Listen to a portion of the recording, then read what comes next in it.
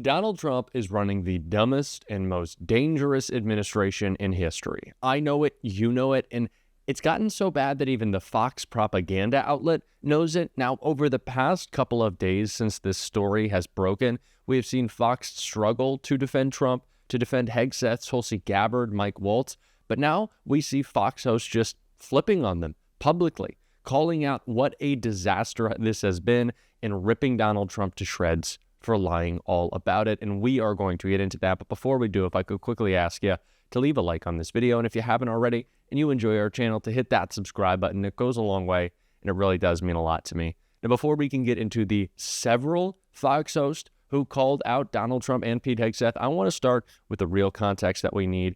And that's from Rachel Maddow right here. Donald Trump's Defense Secretary Pete Hegseth isn't working out all that well. And it started right at the beginning. Right after he was sworn in, there was the midair collision of a passenger jet and an Army helicopter in Washington, D.C., despite the strict and solemn rules of the Defense Department that say no information about deceased service members can be made public until 24 hours after the next of kin has been informed. Pete Hegseth, nevertheless, blurted out to the public the ranks of the 3 helicopter crew members who had just been killed in the crash. Hegseth also blurted out that the crew members had been performing a training flight on a, quote, continuity of government mission. Mr. Hegseth, quote, was later told that he should not have publicly disclosed that it was a continuity of government mission, which involves U.S. officials and military forces practicing how the government would react in the event of an emergency. Just a couple of weeks later, Mr. Hegseth took his first big international trip as defense secretary, went to a big NATO meeting in Europe, and he began the trip by just totally flummoxing not only our allies, but also a lot of Washington, when he again just blurted out that any peace deal in the Russia-Ukraine war would have to include Ukraine giving up lots of its territory and abandoning its bid to join NATO.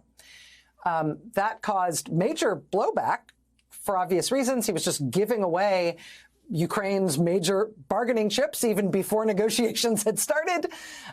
When that blowback made its way to him, Pete Hegseth sort of angrily asserted that he had basically been the victim of his own comments. As it pertains to NATO membership not being realistic outcome for negotiations, that's something that was stated as part of my remarks here, as part of a coordination with how we're executing these ongoing negotiations. That's something that was stated as part of my remarks here. I don't know who stated it, but it was part of my remarks. I did not state it. It was something that was stated by something inside my mouth in my remarks time. It's very offensive to me as well. Now we're all living through Pete Hegseth's latest and greatest. Why were those details shared on Signal, and how did you learn that a journalist was privy to the targets, the types of weapons used? I've heard I was characterized. Nobody was texting war plans, and that's all I have to say about that. Right, Thank you. Appreciate it. That's The it. NSC said it was authentic. Nobody's texting war plans.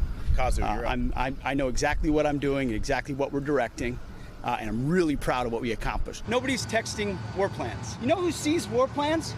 I see them every single day. I looked at them this morning. Nobody's texting war plans. I know exactly what I'm doing. I know what war plans look like. War plans, I see them all the time. I eat war plans for breakfast.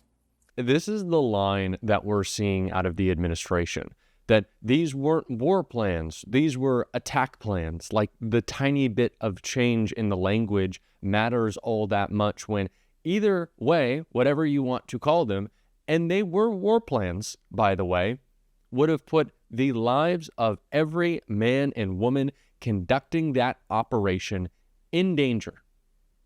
That's what's at the heart of this. Not only does it put our national security in danger by having this information, and not only this information, other Signal chats on unsecure servers, especially with Tulsi Gabbard traveling abroad. Steve Witkoff was in Russia at the time.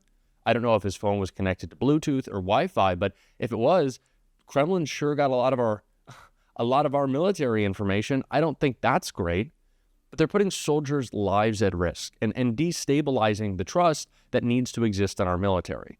And that is why we saw Fox, in a clip we're going to check out, and a tweet from one of their hosts, rip Pete Hegseth to shreds for this lie. Pounding Houthi targets in Yemen, despite all of this signal scandal. At the heart of the administration's defense, what constitutes war plans and classified information, as you saw some of the back and forth on Capitol Hill. Chief National Security Correspondent Jennifer Griffin takes a look tonight from the Pentagon.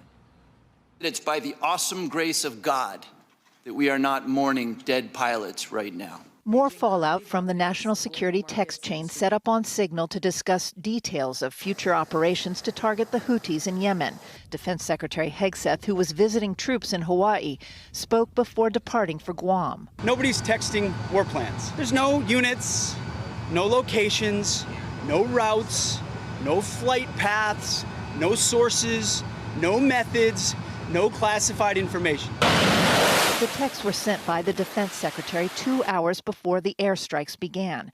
At 11:44 a.m. Eastern Time, Hegseth posted, "Weather is favorable, just confirmed with CENTCOM. We are a go for mission launch." Then he went on to outline the operation's future timeline. 12:15 Eastern, F-18s launch, first strike package. 14:15, strike drones on target. This is when the first bombs will definitely drop.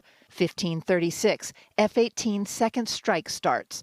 Also, first sea-based Tomahawks launched. Congressman Krishnamurti quoted from the DoD manual on classified information. Information shall be classified if its unauthorized disclosure could reasonably be expected to cause describable damage to national security. This includes military plans, weapon systems, or operations. That's also an accurate quote. What was shared in the Signal group chat goes beyond war plans because they included the timing of the operations. The Republican head of the Senate Armed Services Committee, Roger Wicker, has called for an investigation and further hearings. Quote, "The information as published recently appears to me to be of such a sensitive nature that, based on my knowledge, I would have wanted it classified." Brett? These were absolutely and unequivocally war plans. Tim Miller made the best point I have heard so far on all of this yesterday on the Bulwark podcast. Imagine if this had been a black woman or someone Pete Hegseth would call a DEI hire who had leaked these plans to the Atlantic. What would be happening right now? What would be the coverage in the mainstream media, not even the right-wing media, in the mainstream media? What would we see? Pete Hegseth saying this person would be in jail already. This person would be getting a military tribunal. This would be a complete meltdown. The investigation would never end. But Pete Hegseth doesn't, and it's the left is attacking us with their flawed descriptions of what happened. And it's why we see also Tomi Lahren, another Fox host, call him out. Trying to wordsmith the hell out of this Signal debacle is making it worse. It was bad, and I'm honestly getting sick of the whataboutisms from my own side. What's good for the goose is good for the gander. Admit the F up and move on. I think Tomi Lahren is spot on there, which is a surprising thing for me to be saying. The only part I kind of quibble with is move on. I don't think we should move on. I'd like to see Pete Hegseth fired. I'd like to see Tulsi Gabbard fired, Mike Waltz fired, Steve Witkoff fired. Hell, throw Rubio in there. Bounce them all. JD was on the chat. Get him out of there. These are people who cannot handle our most classified information. And of course they can't. They are under the direction of a president who is storing classified documents in his bathroom. Are we shocked here that this is the outcome?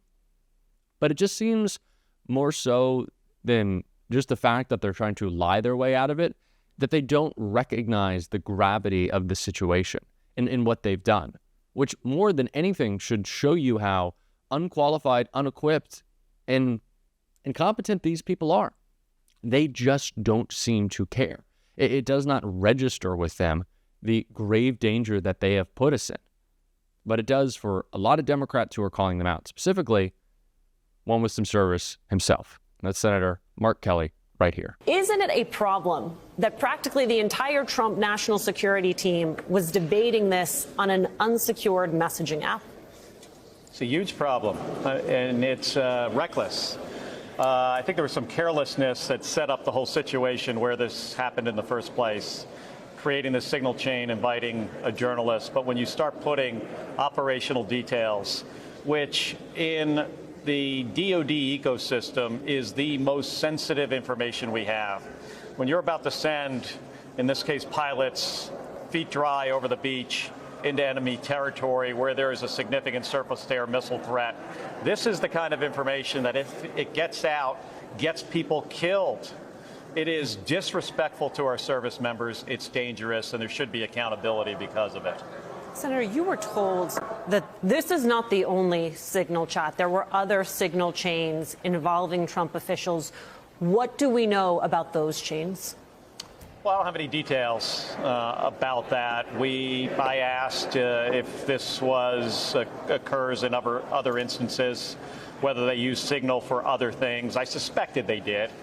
But the big question is what is shared on those separate text message exchanges, essentially, is what it is. And Signal is more secure than a regular text message. But we also know that the Russians, the Chinese, the Iranians, they try to access our devices. They can crack that encryption.